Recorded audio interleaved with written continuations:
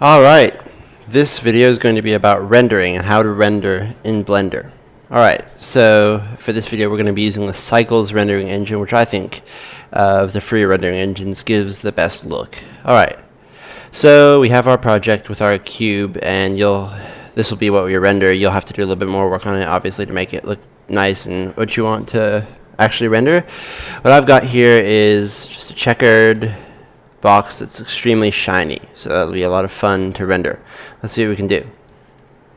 So the first thing we want to do when we're rendering, and we'll just work on images right now, it's the same principle for animation, but we'll go right here to toggle the camera view and then drag this little box out up here and go to view and hit camera to view. That way when you move you can actually place the location of the camera. So let me find a place that looks good. Yeah, that works. Then go up to the top here and hit the last one in line, the rendered, and that will show you what everything will look like in the rendered view. So then what you'll do is you'll go over to this tab right here and click on it. And this is where you'll actually choose your render engine. So go up to here to where it says Eevee. Click on that and then click Cycles. You'll see it'll look really grainy and a little bit laggy when you move Cycles around. That's just because it's a really high quality render engine and it takes a lot of time. Now, once you have that set, what you should do to make it work a lot better is, for some reason the new Blender has whacked the samples up really high. So all you need to know is that if you turn this one down to about 36, 37, something like that, and you turn this one down to yeah, we'll go 12. You can get a pretty decent result. Just make sure that the denoise box is checked, especially when you're creating something shiny. So there we go, we've got that, and it's looking pretty good. We'll want to work on the lighting just a little bit. I can do a tutorial a little bit later about lighting, but basically you want to set the lights around it in a way that will make it look the best, in your opinion. This is totally up to you. I'm just doing what I think will look the best for this tutorial. Just whack the power up on some of the lights, whatever, and set the camera view. There we go. That should do. And then, once you've got everything set the way you like it, go to this folder right here, and you can choose your output folder.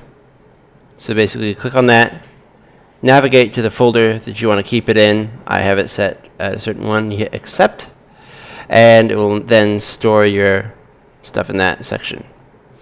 Now this is where you set the resolution of your render, so you can either set the resolution that you want to do, or you can just drag these. Up is better if you want to get a better resolution. You can drag these around to the shape you want, preferably dragging up because that's going to create the better look.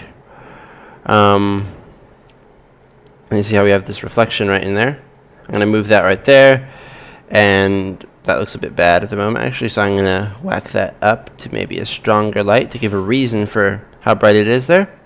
Alright, that's cool. So then, once I've done that, I will hit F12, which will render my image. So it's going to render it in little parts. And it's going to take a long time, probably, depending on what machine you're using. But once that's finished and it's done denoising, the image should look quite good.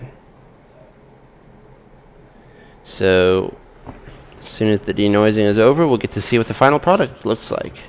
I probably should have spent a little bit more time working on it and making it look a little bit better, but well, that's alright. This is just a tutorial.